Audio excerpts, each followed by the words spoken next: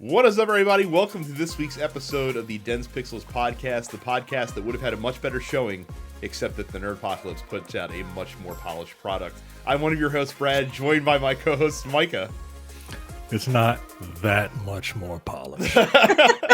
And Carrie. What's up?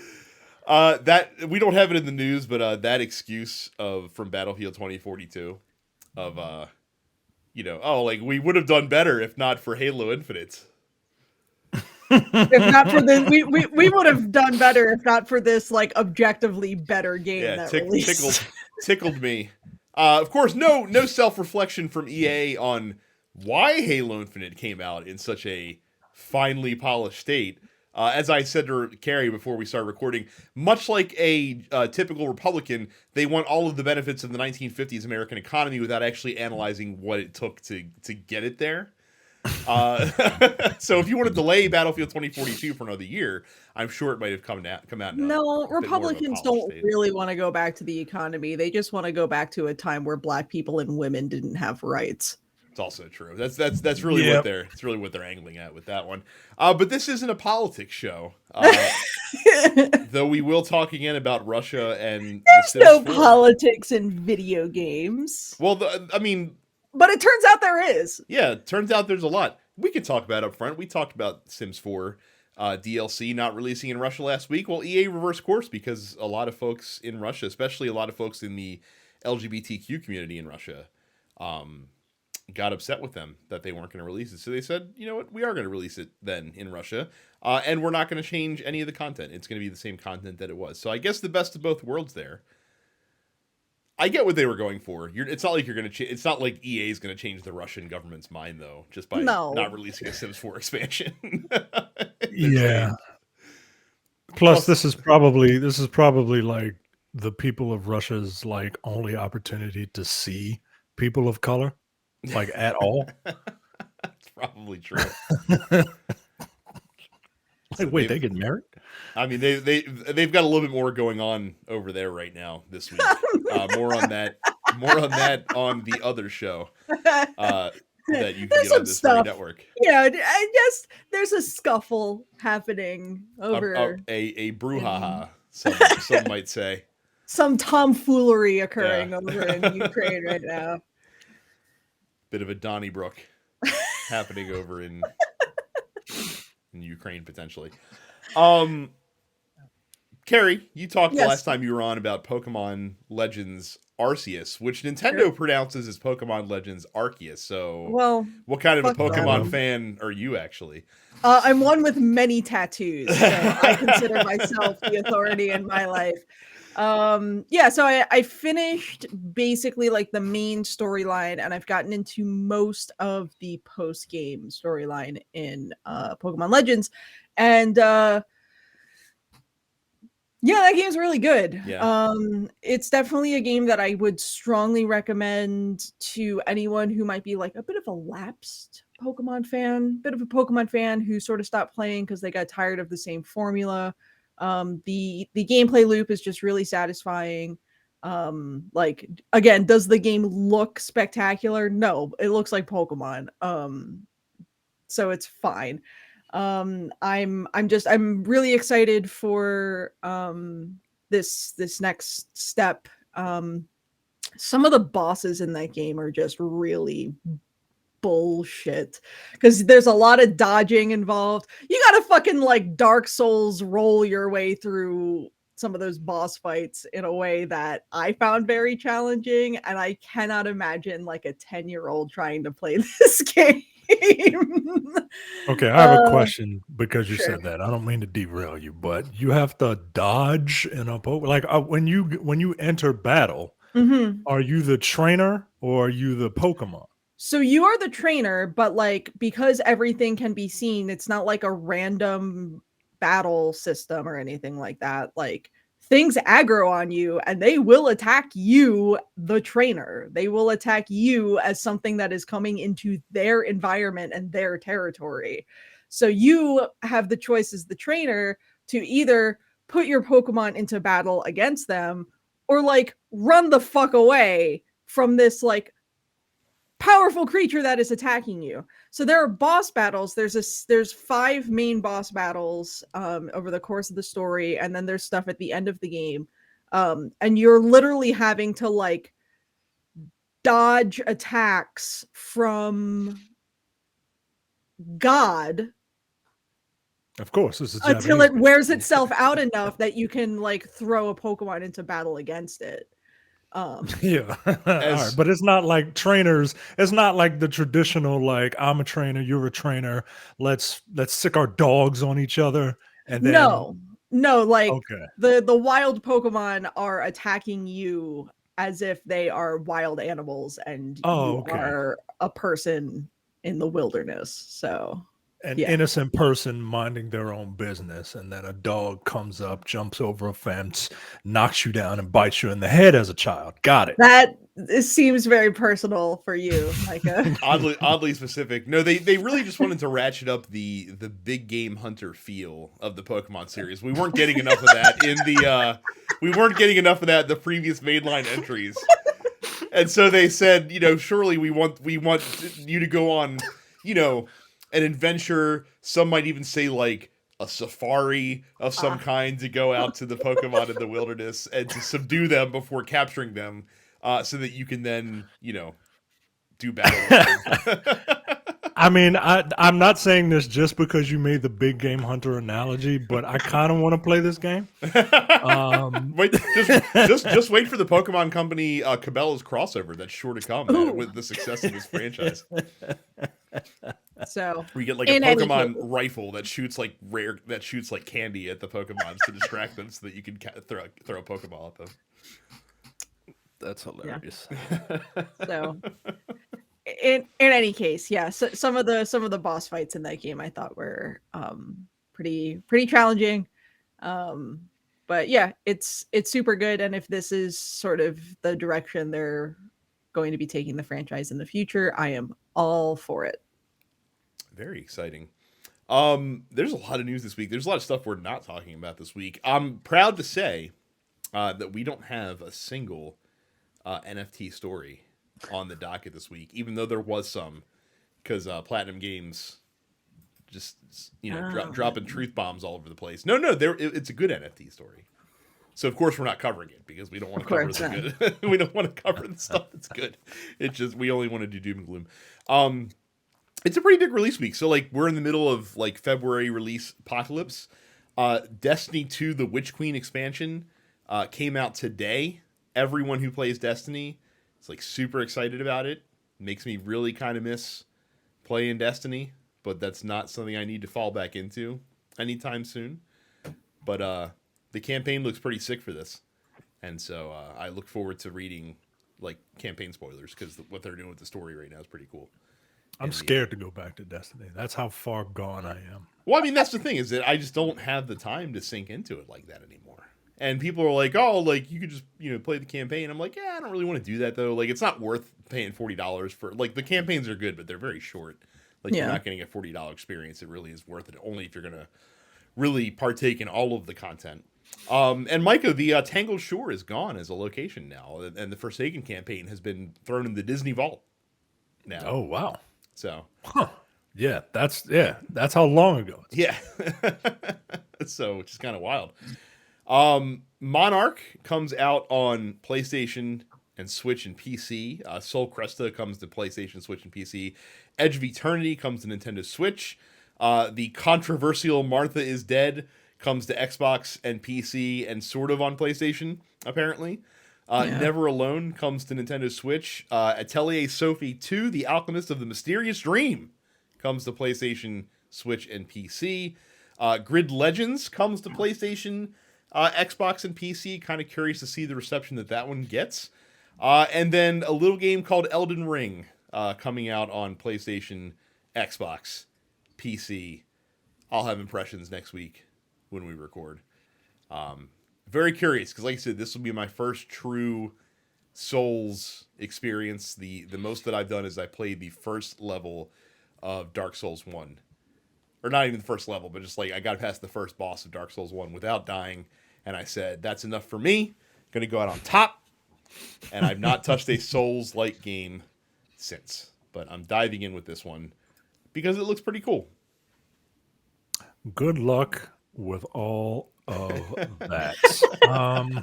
Actually, I heard those games aren't like difficult.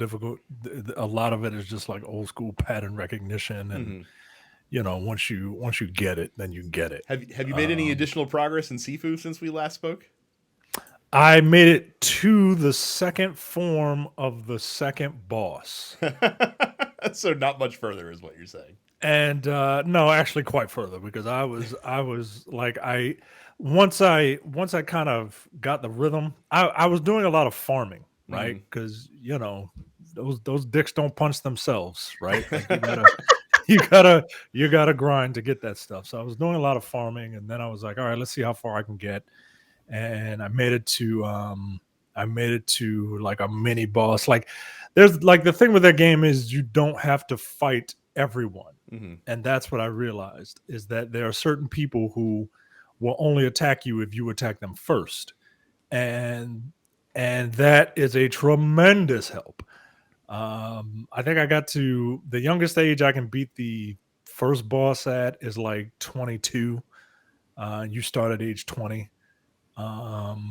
And I made it to the second boss, who was a real fucking pain in the ass, man. Like he's this asshole dude who has like a bow staff, and it's fire all around you and shit. And he's a real prick. And I can get to the second form. Apparently each boss has 2 forms, right? I can get to the second form, but by the time I get to the second form, I can get to the first form at like 35. And then by the time I get to the second form, I'm 69. So it's like, well, fuck. Like if I do beat it, then I have to start the next level at this really, really like late age, which doesn't help you. So you have to replay that second level over and over again until you can beat it at a younger age. I don't know how people like Amir do it. You got a platinum in that thing, because of course he did. But I'm plugging along. I still enjoy it, but I'm plugging along. Very cool. Before we get into ad reads, because this will be a short conversation, I was right. To be fair, it was not a hard guess to make. Street Fighter 6. Oh yeah, was teased, and Ryu is very, very wide. He is very wide. He's very wide in this trailer. I'm excited. Like I said, we have absolutely nothing in terms of like news on this, because it literally was a 30-second teaser that just showed Ryu squaring up. We can all agree that the logo's fucking stupid. You know what? I didn't mind the logo so much until I saw people talking about the logo. So like, obviously they bought like an $80 like Adobe like template thing that they used for the logo. And then I saw someone on Twitter, I think it was Brian Altano, that was like, the Street Fighter 6 logo looks like the Street Fighter app has 6 unread notifications. Is how it was described. Yeah. That's God what damn it it. looks like. So, now that's it. That's all I'm gonna see now. That's all I'm gonna see. So God damn it. But I don't mind the fact that it's a radically different logo than they've used thus far in the series, which could suggest, a bit of thematic, changes and stuff like that. So I'm excited that it's happening. And I'm looking forward to them launching in a much better state than Street Fighter 5 did, with the lessons learned since the last one. Let's hope so. So the things that we can, wild speculation, right?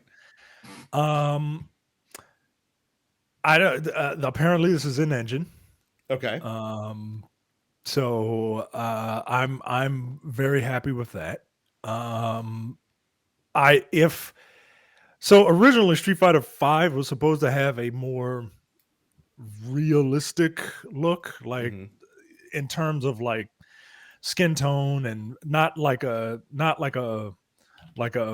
cartoon filter on it. And I guess that's where they're going with this.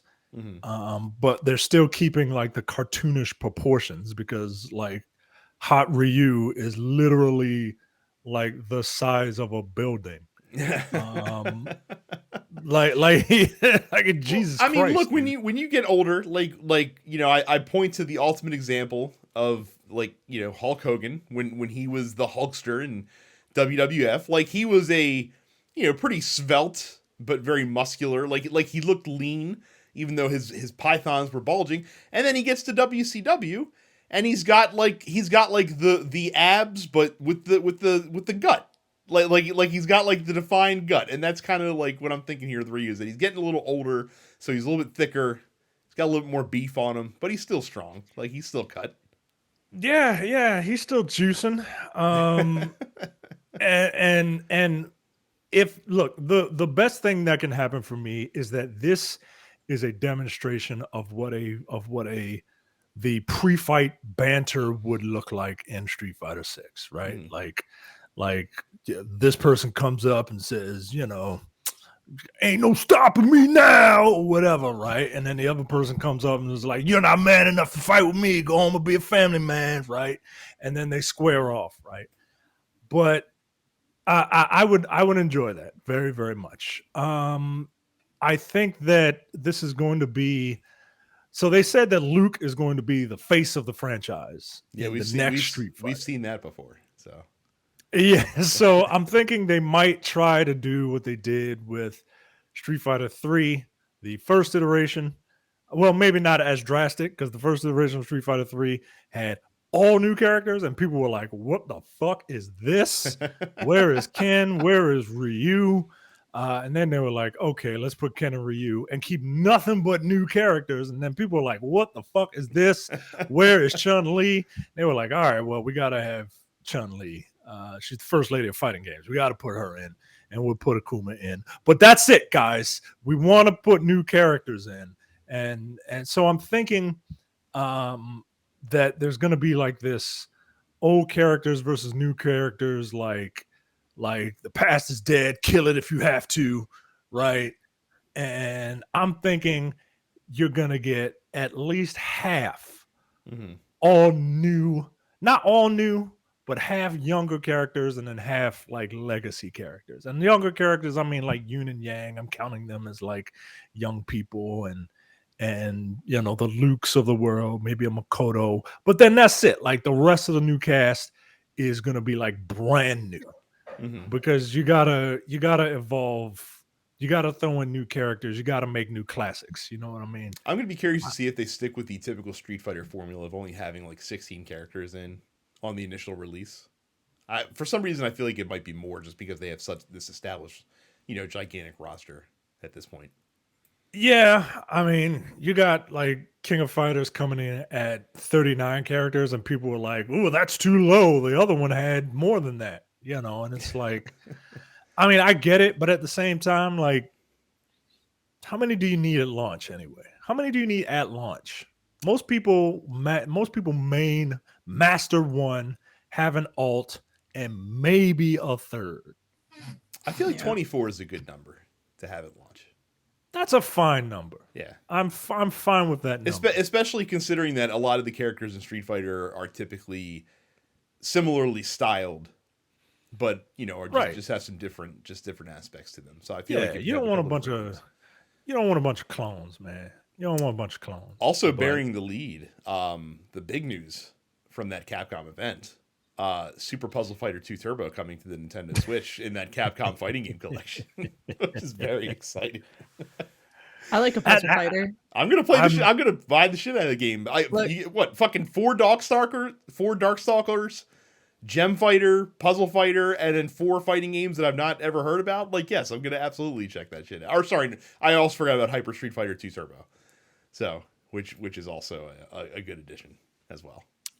Yeah, I'll buy this. You know, Capcom is always like, I remember going to Comic-Con the year that Street Fighter 4 their first DLC or the first reiteration of Street Fighter 4 was about to come out.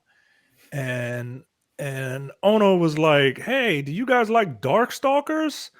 And people were like, yeah. He was like, all right, I'm gonna record you guys, and I'm gonna say, do you like Darkstalkers? And I'm gonna need everybody to hold $1 up to say that you will buy Darkstalkers if we make it, because that's the only way we're gonna get them to make another Darkstalkers.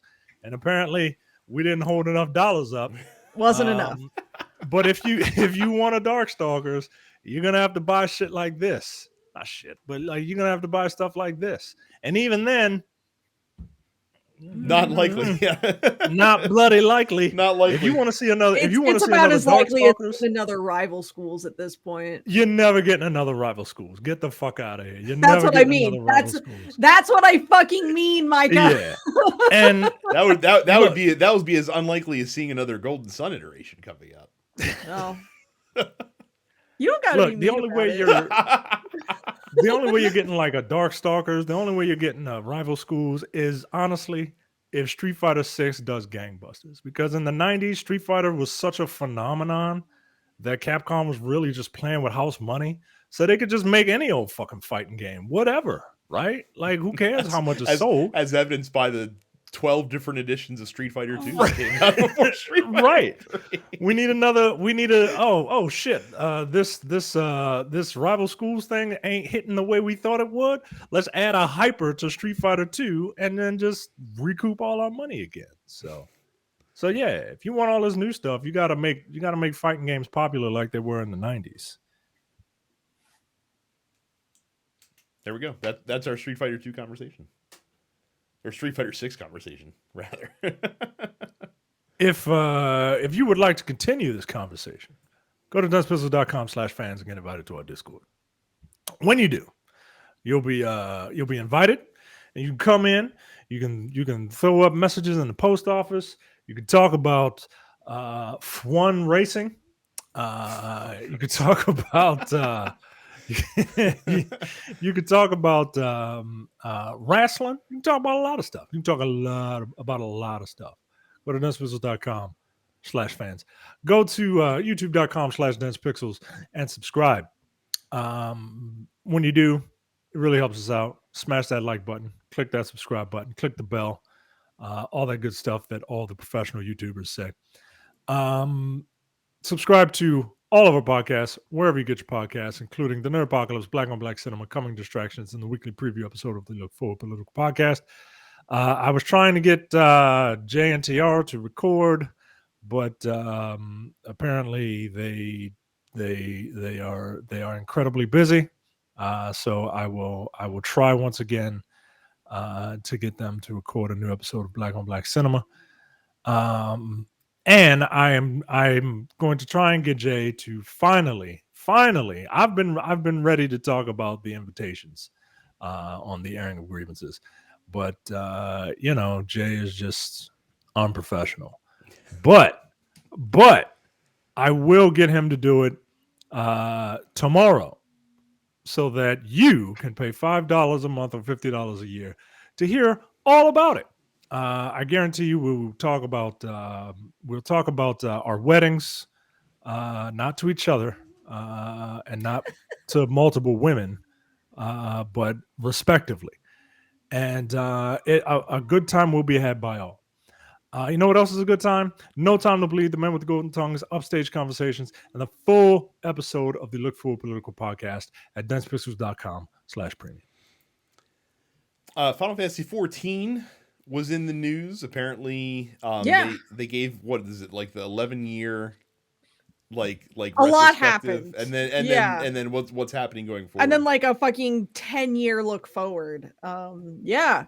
The letter from the producer live part 68 happened on February 19th. We got a brief look back from the first 11 years of FF14 and a look into the future. Just a quick rundown. First, Yoshi P, Naoki Yoshida, basically said that the only way he's leaving Final Fantasy 14 is if he fucking dies. on a gurney. Yeah, over that like my they're dead gonna body. have to carry him out of the server rooms on a gurney. Like they're gonna try and fire his ass, and he's gonna stick around. Yeah. The besides sort of like the content updates that's coming with 6.1, 6.2, etc., the biggest thing was the graphical upgrade that they're planning on rolling out by the time the next expansion, by the time 7.0 comes out. What was so funny is that they showed this like really high def character model with like realistic looking skin and light scattering and whatnot, and then they put like a big X over it and we're like, we're not doing this. It's the funniest fucking thing I've ever seen as part of like an active game promotion, is like, hey, you see this shit? We're not doing this. So they're trying to temper everyone's expectations. They went and then they showed what sort of like the step that they are taking is, and it is in all aspects a graphical upgrade. Is it going to look like is it going to look like a PS5 game? Fucking no, it isn't. The thing about MMOs is that, they're never going to look super high def graphics wise, because you have to focus on performance for the gameplay itself. Otherwise, computers are just going to start going up in flames around the world. It's just you really got to sort of take that trade-off as far as graphics are concerned. But they did show several examples of what we can expect the graphical upgrade to look like by the time 7.0 rolls around. Yeah, it looks good. We're getting new shaders, we're getting new textures. Like, it's not just the character models that are being upgraded, but all of the environments, all of the lighting and whatnot. I, for one, will continue to mourn the low poly grapes from the rollout of Endwalker. I was fine with my low poly grapes. Also, they're making some improvements to solo play as well, which is pretty cool. Yeah, that's the other big thing. Is so Shadowbringers introduced what's called the trust system, which allows you to go into dungeons with a party of NPC characters and basically play them as solo missions. They are starting with 6.1. They will be adding trust system compatibility to all of the earlier dungeons. So they will be starting with A Realm Reborn, and then 6.2 will add stuff from Heaven's Word and so on and so forth.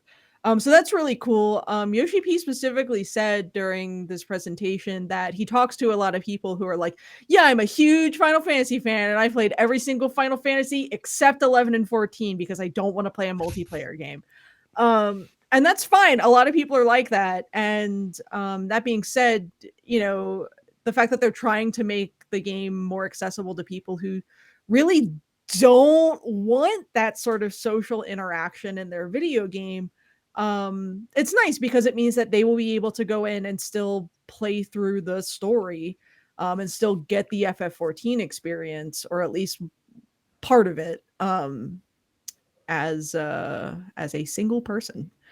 But other than that, they're revamping some stuff. They're giving certain character races new hairstyles. They're adding new housing options to Ishgard. They're adding the Island Sanctuary, which is a place where you can play with like minion characters and stuff like that. Gold Saucer updates. They're planning on doing one major patch every 4 months, which seems reasonable. So yeah, and of course, Yoshi P was like, it used to be one major patch every 3.5 months, and now it's going to be one major patch every 4 months. We're really sorry about this. And I'm like, it's like an extra 2 weeks, and it gives you guys the time to like fine tune all of the patches. He seems like the only person in the video game industry that's capable of understanding the edict of under promise over deliver. Yeah. Yeah. And then like they spent like another, like basically another 2 fucking hours, like talking about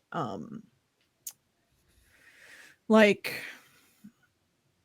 lore questions from the community and whatnot. So that's fine if you're very concerned about that. They post all of this stuff online, so you can watch it whenever. And I guess the other big thing is like the free trial resumes today, actually. So come play the critically acclaimed MMORPG Final Fantasy XIV with a free trial allowing you to play up to level 60, including the award-winning Heavensward expansion. I don't know the full copy pasta off the top of my head. I'm trying. But yeah, like FF14 is a massive success. They're going to keep supporting it, and I'm going to keep playing it. So I can't remember, is the free trial truly free, or do you have to buy a copy of the game and it's a free trial? It is truly free. It is completely free. Truly free, yes. It's a good thing I don't have time to fuck around with Final Fantasy 14. What's the level cap at now? 60. Or the overall level cap is 90. Okay. I was like, 60 was but like, it's only when I was only playing. one class that you get to upgrade to 60, right? With the trial. I don't know all of the details. That might be true. Yeah, but I can't imagine they let you upgrade or like level every class to 60 for free. Yeah. But yeah, so basically the story of Realm Reborn takes you from level 1 to 50, and then Heavensward takes you from 50 to 60, and then Stormblood 60 to 70, so on and so forth. So yeah. FF14 good. I'm on Primal. Come play with me on Primal Leviathan. Thanks. So part of one massive company acquiring a slightly less massive company is that you have to file like a bunch of disclosures and things of that nature with the SEC. And part of that disclosure is kind of the basically like the Cliff Notes version of the deals and the timeline and how agreements came into play, just to make sure that there was no like inside influencing or, you know, that sort of anything underhanded going on. So because this SEC was really disclosure was released publicly last week, we found out that on that Bobby Kotick, yeah, so is up to some bullshit. Well, no, so but that's part of it.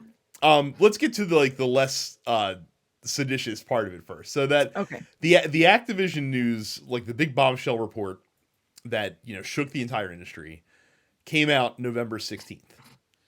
Literally 3 days later, Phil Spencer's on the phone with Bobby Kotick being like, "Hey, so you want to sell Activision to Microsoft?" Yeah.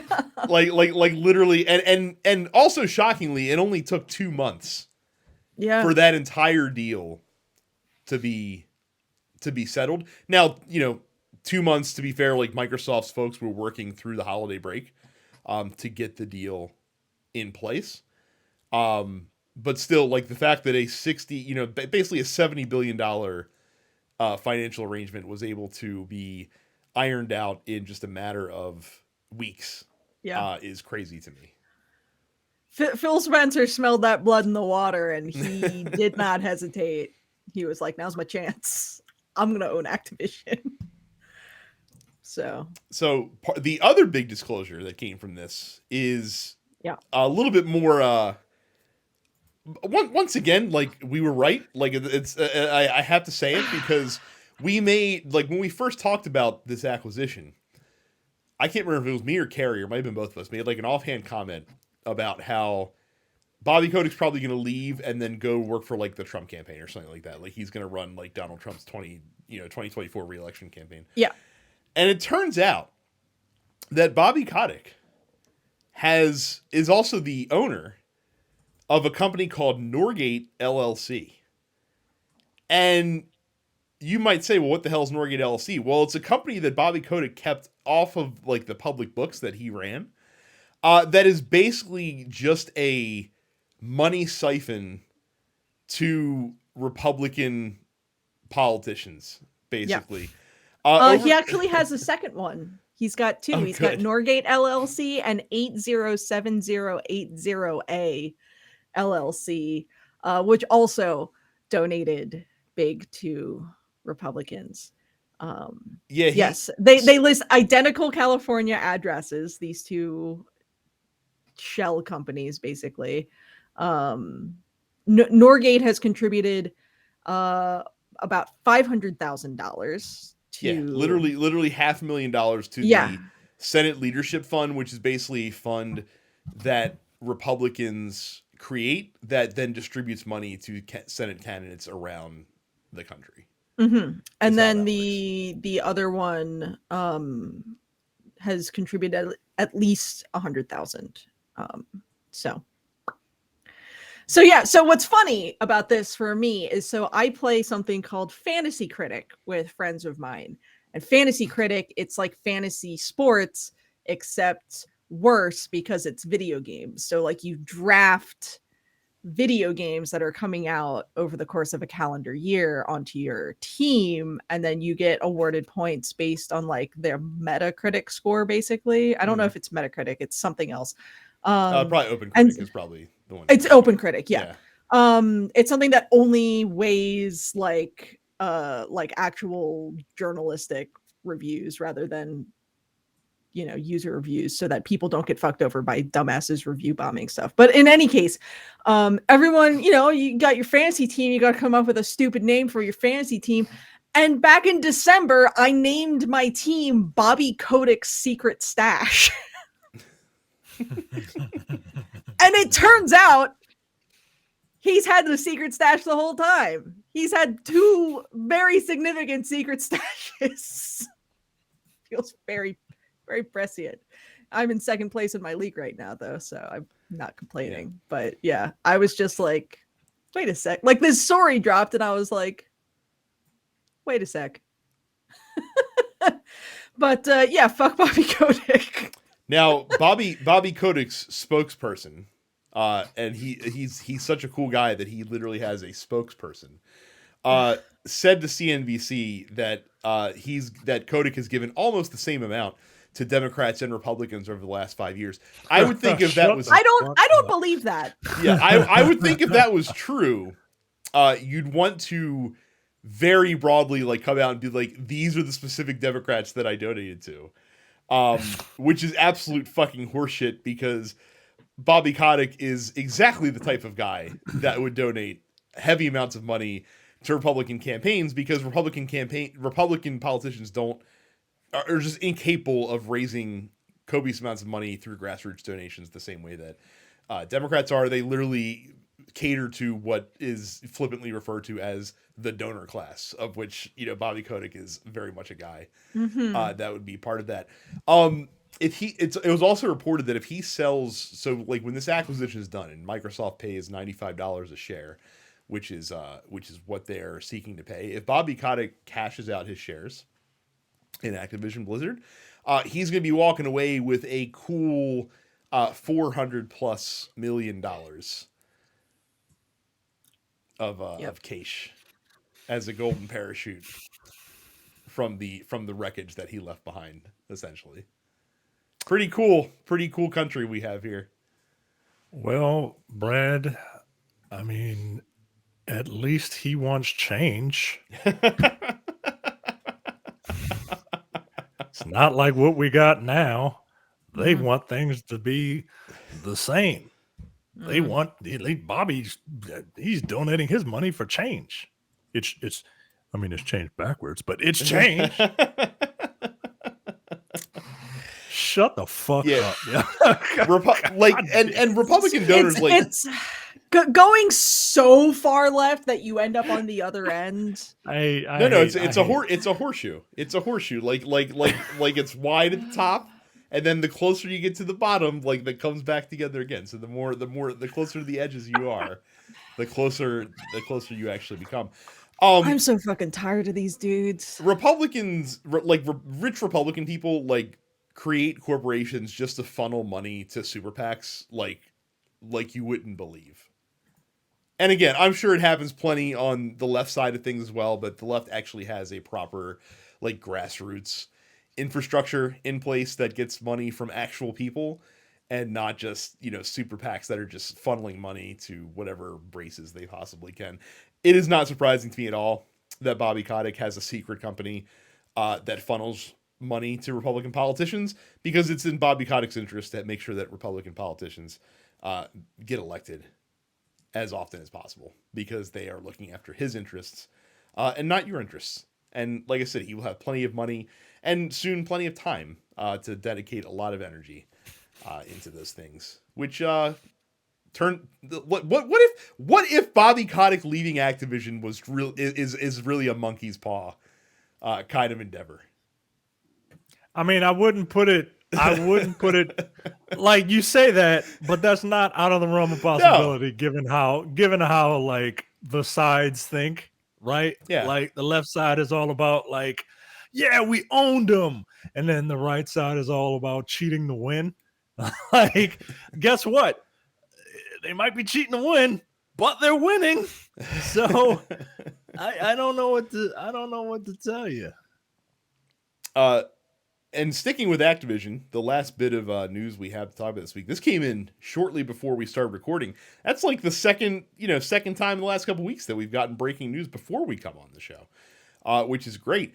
So for the first time since fucking A, like when did... It's like literally been 20 years. Yeah, like for the first time in a very long time, we are not getting a new annual Call of Duty game this year. Activision is taking the year off from their annual mainline Call of Duty release.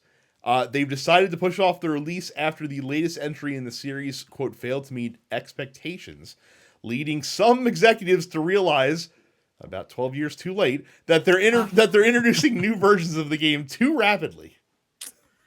Yeah, so Jason Schreier reported this literally an hour ago, saying a new premium Call of Duty has come out every year since 2005.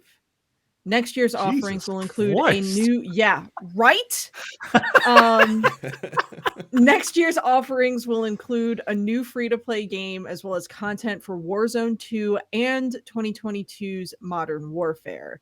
This decision was made completely independently of Microsoft. Call of Duty Vanguard underperformed, and Activision executives have been concerned about the games cannibalizing one another, sources say. Of course, there was a denial statement from an Activision spokesman saying, quote, "We have an exciting slate of premium and free-to-play Call of Duty experiences for this year, next year, and beyond. Reports of anything otherwise are incorrect. We look forward to sharing more details when the time is right." Which is such a non-statement. Premium and free-to-play Call of Duty experiences. What does that mean? Premium mean you pay money for it. Free-to-play means not so much.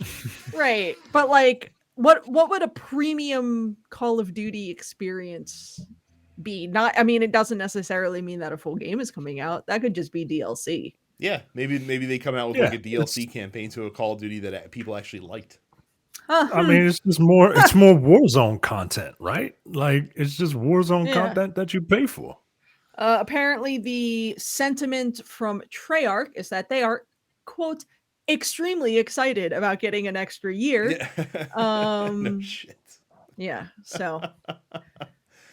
Oh my god. Turns out, when you give game developers enough time to like make the fucking game, the games end up being better. How many companies have we seen have to learn this lesson? Like we saw like Ubisoft learn the lesson with Assassin's Creed. All of them. We're seeing Battlefield, EA learn the lesson with Battlefield. Like there's so many companies that have been like, what if we don't just try to treat our development studios like some sort of fucking factory that's just cranking out games year after year that eventually lead to diminishing returns? Like, what if we tried to actually make a good product instead of making all the money all the time? Now, sure, instead of just cranking the same game out year after year and grinding the bones of game devs to do it. I'm sure that having Warzone kind of eases that blow a little bit, like having Sure. that source of money that's coming in consistently. I really need companies to also set their sales expectations reasonably, because this also it's not on our docket, but I still wanted to bring it up. Square Enix, perhaps the company on the planet worst at projecting performance of video games, because we saw the same excuse in years past with like Hitman and Tomb Raider, and now they're like, oh, Guardians of the Galaxy did not live up to our internal sales goals, even though the game was incredibly highly reviewed, even though they had it on sale like a month after it came out for half price going into Christmas. Somehow, Guardians of the Galaxy managed to fall below their expected goals for the game, which probably means we're less likely to get a sequel to it, which is going to disappoint a lot of folks. But my question to Square Enix is, what did you think it was going to sell? I think that they are confusing like video game dollars with like opening movie box office weekends. Right? Like, are they expecting those kind of numbers? Are they expecting like or just were you expecting because it says Marvel on the box that like automatically that's an extra 2 million units that you can budget in that wouldn't have been there previously? I mean, but I think that's what they're saying. Like, I think that is what they're like. Well, we bought this Marvel property. The movies are making bajillions of dollars in 3 days. Why aren't our games that cost 6 times as much making that kind of money? I don't know, man. I don't know. Video game companies are dumb. Also, like this whole Call of Duty taking a year off thing, that's 1 year, right? Yeah. Like they're not doing this for the next iteration of Call of Duty, right? Like they're gonna retool, figure out they're gonna do what Ubisoft did. We're gonna retool, we're gonna figure out a new way to play this game. And then, once we get the boat physics down, then we're gonna put boats in every game, right? Like that's what they're gonna do with Call of Duty. Right? Really what it means is that it'll work for the next 3 years. Well, no, actually you're right, it is 1 year, because then everyone will have an extra year. Technically, all 3 studios that they use to put out these games will have an extra year, and then they'll take another year off, and then there'll be 3 consecutive years with Call of Duty games. Right. Who the fuck knows? Insane. Oh but my yeah. God. So exciting. Yeah. Game companies, figure your shit out, for fuck's sake.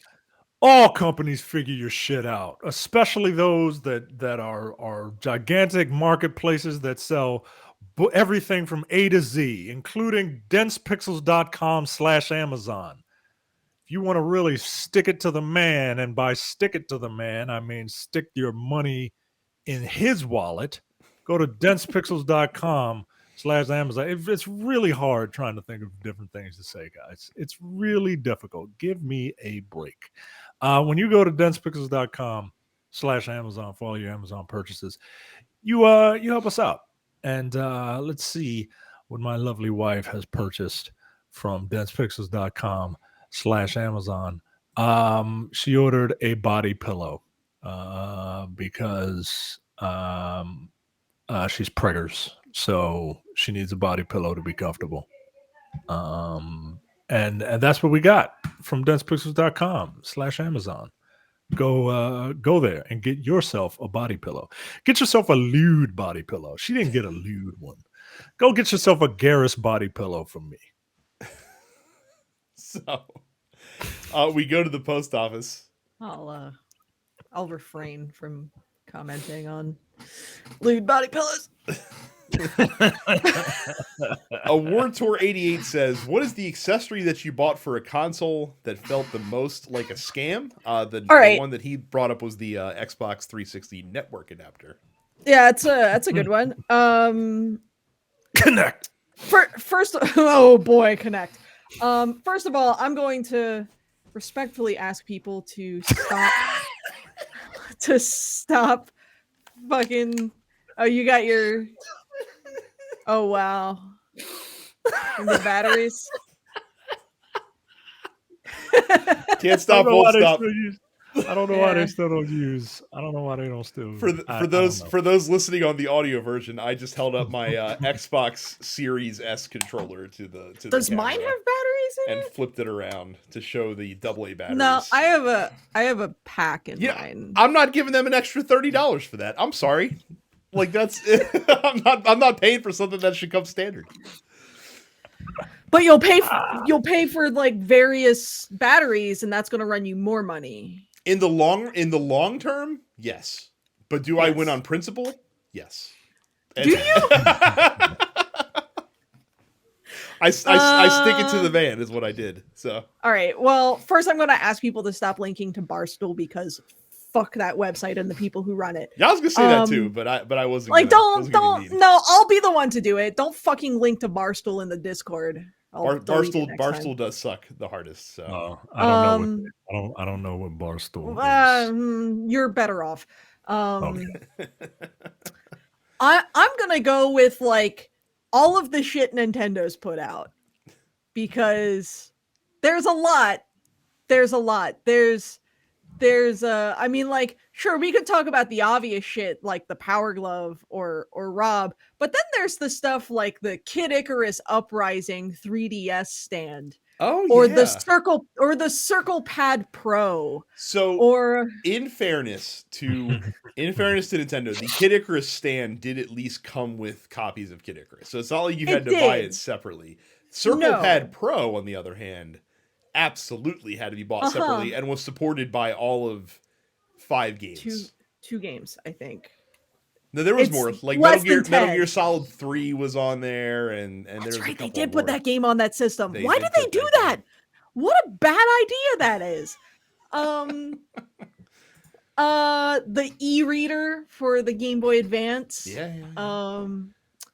The fucking like the completely useless Nintendo Wii Sports like things that you would put on the controller to make it look like a tennis racket, I guess.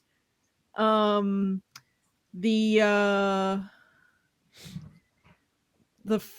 fucking the Wii Zapper is the thing that's most the Wii Zapper. The Wii Zapper. Yeah. Oh shit. That's up there. Yeah. The Wii Speak. Oh yeah. Yep. The Wii Vitality sensor. Well, that didn't come to market, so I'm not going to. It didn't come to market, but like I'm not going to count that. Okay. Nintendo does own the scammy peripheral. Yeah, like they have a stranglehold on that. They don't really do that anymore, fortunately. But just wait. When was have they done anything on Switch? Labo. Yep. It was a cardboard box, yo. It was a cardboard box. I did buy that. You take this new system you got. That Nintendo Labo arrived on fucking 420 a few years ago. So I got like really fucking high and like played with a cardboard box and had a fun time. And then I gave it to my little cousin, and that was the end of that. Yeah, that was pretty stupid. I'll give you that. Not a peripheral, but still a scam. 1-2 Switch. I guess. It's not something I played or bought. When people were speculating on like the Wii Sport, people were speculating what they were going to announce because they had heard rumors that like Wii Sports for Switch was going to get announced at some point. People were joking like, what if it's like 3-4 Switch or something like that? Like they're going to make the sequel to 1-2 Switch. It's 3-4 Switch. Let's see. Johnny asked a question that we answered earlier about Street Fighter 6, but he also says, fix that fucking logo, Capcom. It looks like an Adobe and an NFT had a kid and then they peed on it. It's not wrong. It's not wrong. Trey asks, were Def Jam, Vendetta, Fight for New York, and Rumble Roses the last time we'll hit the peak of wrestling game Nirvana? See, to me, like those aren't even in the conversation. Like for me, the peak was back in the the Here Comes the Pain era of SmackDown. I never liked those. I mean, maybe part of it was because I wasn't a PlayStation person back then, but I never enjoyed those SmackDown um, game. It felt like I was playing Mortal Kombat with the different button press combinations to do moves and stuff. I was so used to that Aki engine, and I thought it was so brilliant that this whole I don't know. It didn't feel it never felt right to me. I'm kind of with Trey in terms of my wrestling video game fandom. Um, that's why I never got back into wrestling video games. Um, one, I just don't. One, wrestling kind of sucks now, and and so there's really no point in me trying to get into it. And then two, they transformed them into Sims, man, and it's like, hey, we got this whack ass story that we want to tell, and I like they tell whack ass stories every week, man. Like I can't, I don't want to play the same whack ass story. About somebody going from OVW to NXT to Raw and get fired and then come back and get fired again. Like that's fucking whack, yo. But they never. I don't know, man. Def Jam Fight for New York was well, all those games that use that engine were fucking great. And Rumble Roses, Jesus Christ, I have not heard that name in a very very very long time. Yeah, that was like a memory unlocked moment for me when I read those words next to each other. Let's see here. Cam asks, Vince McMahon calls you, hi pal, and puts you in charge of Cody's WWE return and first program. What are you doing with him? How about this? Not hiring Cody Rhodes to WWE is exactly what I would do with him. I have not been impressed with anything that Cody Rhodes has done since he left WWE, which is saying something considering the character that he was playing when he left WWE. I mean, come on, yo! Like, goddamn! Like, I've not liked him. I've not liked him. I get not liking him. Yeah. I 100% get not liking him. But I think he's done a little bit better for himself than Stardust. You know what I mean? don't know, Micah. You say better than Stardust. I say giant neck tattoo, and then we'll we'll sit there and. I mean, I mean, look, giant neck tattoo. The prosecution rests. Fixing racism, right? Like, look, you're not. Does the giant neck tattoo fix the racism? No. If anything, exacerbates it. It's like an eagle with an American flag on it. It's definitely it's super. Yeah, it's very confusing. It's very confusing. Look, if you've got an American flag on your neck, you're probably a racist. It's like a skull, but a flag in USA colors. But he was in a program with a black guy that was kind of weird, but he's married to a black woman and he's talking about his biracial daughter, and he's like, it's so weird, right? Like, it's so weird. And he loves to get on the mic, and no offense to people with this affliction, but I'ma really need people who have a lateral lisp to not really want to speak on the fucking microphone all the goddamn time. Like, I don't know, man. I don't know. He's coming back to WWE. I don't know what they're going to do with him. They're not going to put him in the main event scene. I don't know. Get out of here. They did. I mean, and again, this is the week of me calling stuff right on the nose. When he left there, I said, and no one believed me, that he's doing the Christian Cage route. Like, he left WWE. He's going to go get his thing in Japan. He's going to go do his thing. And then with AEW.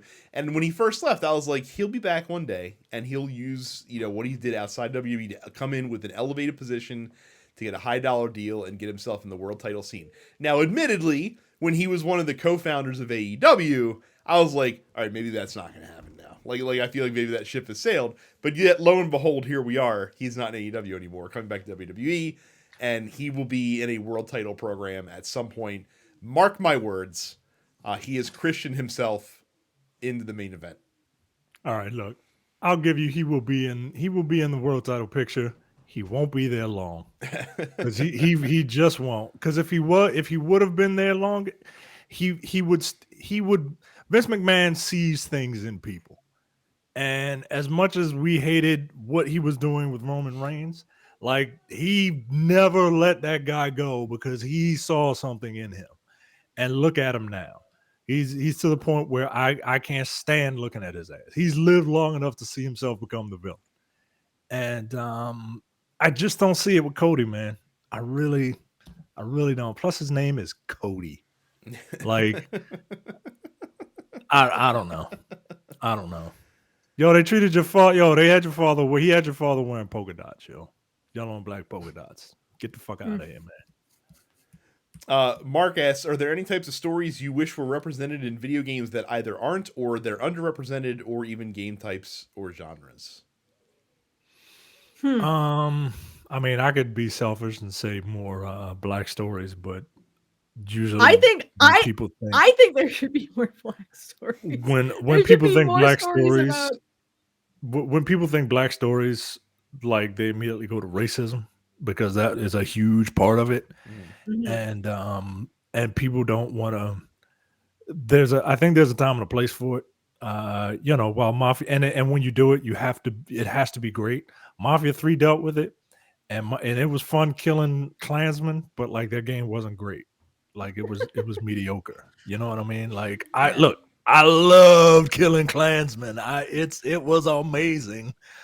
But I don't know. I don't know. I think the only types of stories that can be told like that are open world games. I think not the only way, but I think they do a really good job, right? Like Grand Theft Auto 4 told a very good immigrant story of coming up and trying to make it. Grand Theft Auto Vice City told a very good story of a poor, well, that's basically every Grand Theft Auto story, right? Like some poor thug coming from nothing trying to make it. Yeah. But I don't know what else you could tell. Like, but the problem is you need more diverse story. You need more diverse people to be able to tell those stories. Like, what a straight white man gonna do given a lesbian character? Right? Like, yeah, I mean, like I want to say, like, yeah, I would like to see more queer stories in gaming. I would like to see more female-led stories in gaming. But I want to make sure that these right? Like not just like oh, you can have a femme version of a character. Like as much as I think Mass Effect is cool as shit. Like, sure, that's great. I love that. Cool as shit. But like no, like force these people to play as a woman. Force these people to play as some sort of minority and tell a story surrounding it. And honestly, the stories that people tell, you'll realize they're all human stories, man. They just have they're the same ingredients. The seasoning is different. That's all. Yeah. What is it? Eric Bischoff says there's like 7 stories in the world, and every story that you tell is basically an amalgamation of one of those 7 stories, essentially. Yeah. That's basically it. But it's like the problem with the industry is because it is still so dominated by straight white men in positions of power, which means that you have mostly straight white men writing most of these stories, which means that, like, yeah, sure, there's a lot of great indies that deal with queer topics and stuff like that, but most of these end up being like indie games. I would love to see a AAA title that wasn't afraid to tackle stories of people of color or stories of queer people or stuff like that.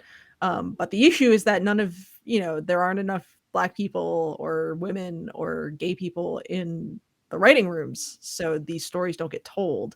And sometimes when people try to tell these stories, they end up being written very poorly, where characters end up being mishandled pretty severely, because they don't have someone of that demographic in the room actually telling them what it's really like to live that life. So or when people actually do a good job and you have a feminine protagonist who is an all around like excellent, well-rounded person, right? people will go on the internet and say, "Why does she have a beard?" Because people do not understand how like anatomy works and do not understand that like I as like a human person and you as a human person, you've got tiny, teeny, tiny little hairs all over your fucking skin, on every inch of your skin that like isn't your palm. You've got little hairs there. And so to show the PlayStation 5's incredible graphic capability, they're able to render that level of detail on Aloy's face. That doesn't mean she has a beard, you fucking troglodyte. I swear to God, yo, I really hope that there isn't intelligent life out there, because if they ever find us, we are fucking doomed. Yo, they would come down here and they would be like, these walnuts do not deserve our attention. We gotta go. Oh my goodness. They're gonna destroy themselves. We shouldn't fuck with that. Yeah, we should just wait this out. We'll have this planet in no time. And they would be right. Lane Artist says, what video games do you think could use more merch for us to waste our money on?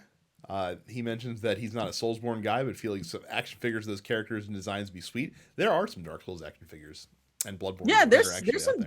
There's a lot of pretty good Soulsborne stuff. You know what is a shocking amount or shocking lack of product in the market to buy for it is the Shovel Knight series, which is amazing to me. Like I would feel like that would be like tailor made for a bunch of dumb bullshit that you could run out and buy. But apparently there's not a lot of it out there, which is there's like the amiibo, and that's about it. That's about it.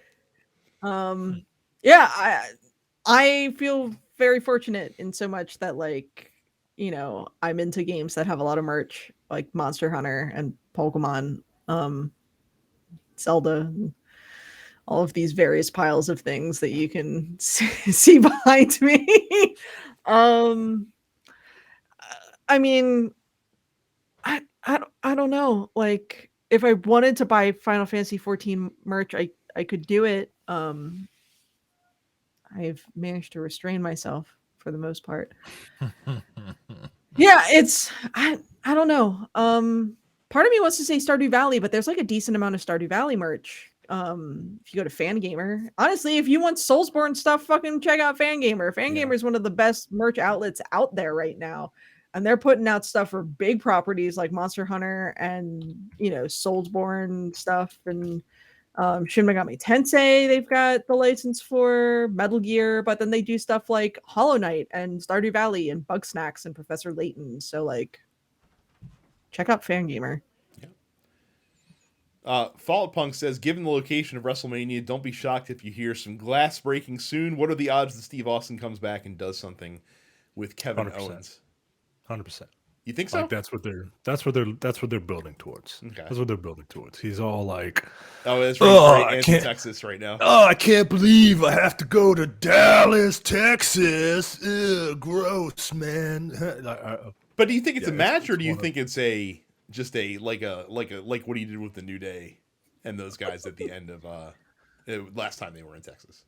It's a 100% that he's going to be there. Will it be a match? I'm going to say yes.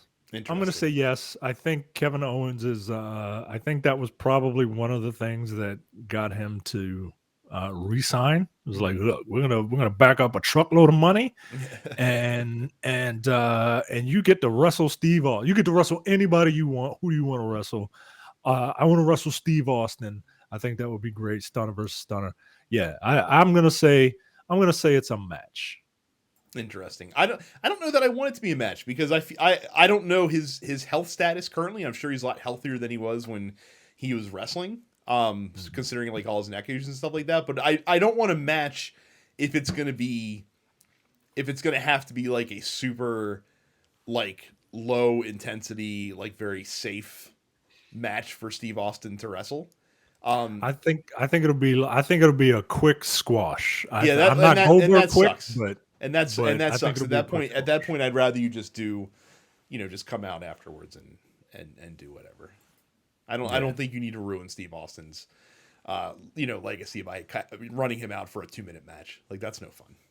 That's Yeah. So, Leonardo also asks, "What's the over/under on the Queen of England actually being dead right now?" He thinks COVID might have done her in. Yes, Buckingham Palace just announced today that Queen Elizabeth II has coronavirus currently. I mean, she's also like vaxxed to the gills. She's not dead. She just got an early copy of Elden Ring.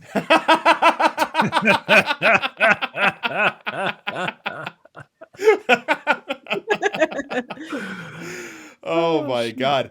Charles is going to be King of England one day. That's still a fact that's like weird to comprehend in a lot of ways. It feels weird to like exist as an adult human person knowing that there's going to be like a new King of England. Yes. Sometime soon. Yeah. Aren't they coronating him? Aren't they like giving him the crown? Oh, are they doing that now? I don't know. Oh. You think I pay attention to British monarchy? Yeah, I'm not a royalist guy. Like I'm not. No, I'm not I don't a big, give like, a shit about fan. these people or their fucking, incest children. That's all monarchies are. It's all incest and generational wealth and racism. That's all it is. So, I mean, you're not wrong. No, I'm not. Bit. Princess Diana was like the only one who was cool. That's why everyone liked her. And then she fucking died in a car crash. And that's when, it's when it all went to shit from there, right? Like pretty much. I mean, to be fair, it was shitty before then. And they treated her so badly. Like, okay. Remember the Beanie Baby that they came out with when Princess Diana died? They had a Princess Di Beanie Baby?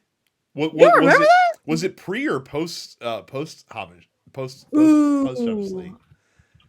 I butchered that word for some reason. I think it came out after. Wow. Yes, it came out. That's fucking ghost shit. It came out 2 months after she died. No. And then now, to be fair, proceeds from sales went to the memorial fund. Imagine that you were. Yes, they were royal purple bears named Princess, and they had a little white rose on that, and like people went insane to signify her death. To signify her death. Like, come on, yo. Like, Jesus. Am I the only one here who? I mean, I have to imagine I'm the only one of the three of us who owned Beanie Babies. I had many Beanie Babies. I inherited Beanie Babies through marriage. That but I didn't buy any myself. So. Yeah, I mean, yes, I was like I as a child of the 90s, I owned many Beanie Babies, the Princess Diana one included. It's a shame we won't have a matching Beanie Baby when the Queen dies, or when they just confirm her death. Who knows at this point? Instead they'll release Buckingham Palace will release a sweet Queen Elizabeth NFT that everyone can fucking get it on. No. Gotta go with the trends. No, it'll be a Funko Pop. Oh, there you go. It'll be a whole set. They'll come out with like the Queen through the years set of Funko Pops. Yep. That's what. Look, Brad. What are Funko Pops if not hard plastic? Oh my contemporary Beanie Babies. They are as useful as Beanie Babies ever were. Call Funko now and get on this idea before and let's get some money before somebody somebody steals this right out from under us. I feel like it's too good. We'll end it with Ricky, who says thoughts on the F1 liveries that have been released. Alfa Romeo is the only one that's left. So F1. So when the new cars come out for F1 in the winter, there's a big deal because all the teams get to kind of release either like renders or the actual car itself, so you can see what the liveries are going to look like for the new season. Very highly speculative. All the liveries that have been released this year are actually kind of lame for the most part. Like they're whatever. Ferraris is fucking hot. The new Ferrari livery, it looks fucking banging. Alpine released theirs today. They picked up BWT as their primary sponsor. BWT's like their main color, their company color is pink. And Alpine drives like a blue and red car. So like they have like these pink swaths on this blue and red car, like right on the side panels. It looks fucking weird. I don't care for it at all. I'm happy Mercedes went back to silver this season. McLaren's is fine. The Williams is okay. Haas's sucks. I'm trying to think of all the other ones that I've seen so far.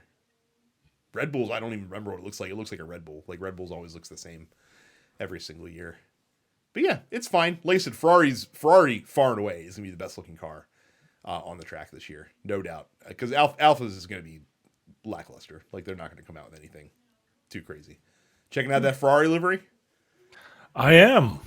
It's pretty dope. These look pretty cool, man. It's a good shade of red they picked this year for that car. These look pretty cool. So, F1 season starting soon. When does the new Drive to Survive? March 11th is when this season comes out. And if for some reason you have missed the previous seasons of Drive to Survive, I'm telling you right now, this is the season to check out Drive to Survive because the look back at this past F1 season, which as you've been listening to the pod, I've heard me talk about, was the craziest F1 season that anyone can think of, is going to be fucking bananas. And you should all check it out and watch it. Comes out March 11th. It comes out like a week before the season starts. And looking very forward to that. So, all right, I'm gonna watch this one. Yeah, I'm not gonna go back and watch the other ones, but I'll go back and watch this one. Yeah, this season is gonna be a good fucking season of Drive to Survive. I guarantee it. I guarantee it. They also fired Michael Massey, the race director, for reasons that are probably related to botching the last race of the season. Which basically, as people said, it's a tacit admission by F1 that they think that they got it wrong, restarting the race the way they did.